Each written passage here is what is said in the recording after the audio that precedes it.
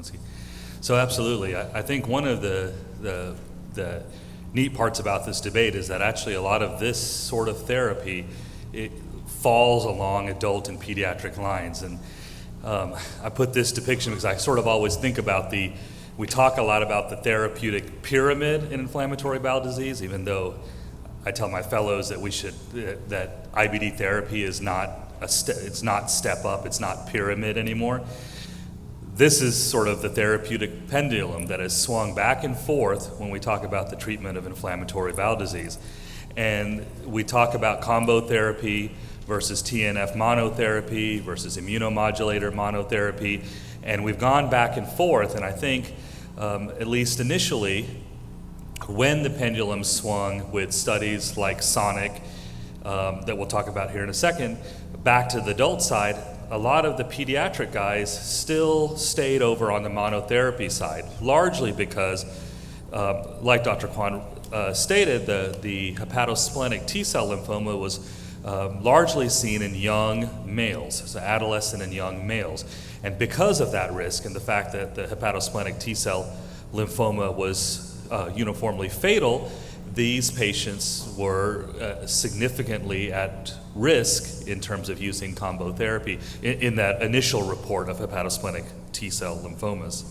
So I think that the discussion before you even get to monotherapy or combo therapy should really focus on the idea that there's two things on opposite sides of this pendulum, and that is really one, disease risk, and on the other side, therapy benefit and risk.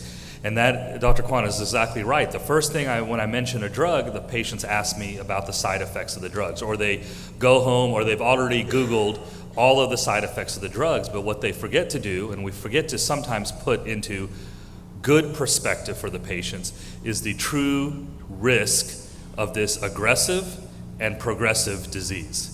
So this idea that if you don't treat appropriately at the beginning, there is an increased risk of hospitalization and surgery. There's an increased risk of colon cancer with this disease. There's an increased risk, obviously, of disease progression from an inflammatory phenotype to a stricturing and penetrating phenotype.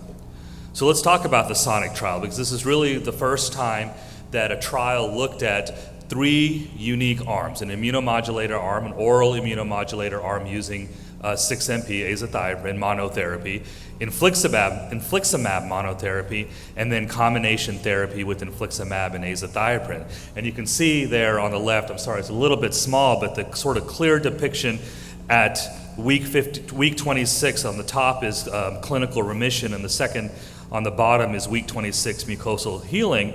And there was a statistically significant difference between immunomodulator monotherapy, infliximab monotherapy, and combo therapy. And that's where, at that time, many practitioners, particularly adult practitioners, saw this as an opportunity for best management for patients using combo therapy. As we look back now at some of the details of SONIC, there were some inherent problems with the study itself. So since induction therapy was only administered in the infliximab group, azathioprine, which was not currently approved for induction, was not given a fair trial. It really gives 8 to 12 weeks to work, as we all know. There was no therapeutic drug monitoring. We spent a lot of the morning talking about TDM. So there was no therapeutic drug monitoring or optimization done for either azathioprine or infliximab monotherapy arms. You used a standard dose, 2.5 milligrams per kilo in aza and 5 mg per kg with infliximab. Also, adverse events increased exponentially in terms of frequency as well as severity with the use of combination therapy, cost factors of combination therapy, and then finally with the SONIC trial, with a median disease duration of only 2 years, one of the critiques was that you weren't really dealing with long-standing or advanced or complicated disease that had been going on for greater than 2 years.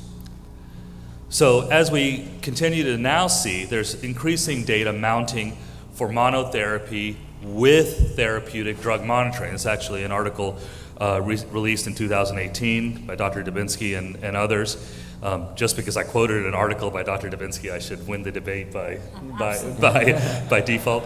This is an article that they released that had 83 patients that compared combination therapy and proactive TDM monotherapy, and there was no difference in infliximab durability between the two groups, as long as you optimize dosing using therapeutic drug monitoring.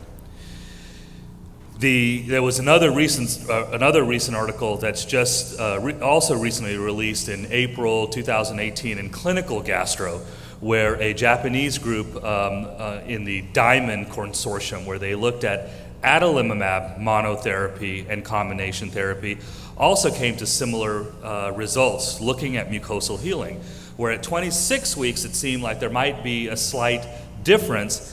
At 52 weeks, using combo therapy with adalimumab and monotherapy, there was no difference in mucosal healing at 52 weeks. Now, the patients that did better even in that group had higher trough levels when measured at week 26. So again, using therapeutic drug monitoring as a way to optimize monotherapy. And then we talked about the risks. Dr. Kwan talked about them as well. This was a recent article by Dr. Hyams, and he did a nice presentation at NASPGHAN, which is our pediatric version of the AGA, and really talked again about the risk associated with infliximab exposure. And infliximab exposure did not associate with increased risk of malignancy or hemolytic lymphohistiocytosis, hemophagocytic lymphohistiocytosis in pediatric patients with inflammatory bowel disease. Though thiopurine exposure was an important precedent event for the development of these malignancies. The other additional concern that he brought up at this presentation at NASPGHAN was the increased risk of non-melanotic skin cancers with the exposure, the chronic exposure to 6-MP or azathioprine. So again, layering risk of disease, risk of medication, risk of therapy, and benefit of therapy. So since adverse events increase exponentially with the use of combination therapy, monotherapy, in my opinion, with appropriate drug optimization is more appropriate in terms of the all-important risk-benefit ratio. Thank you.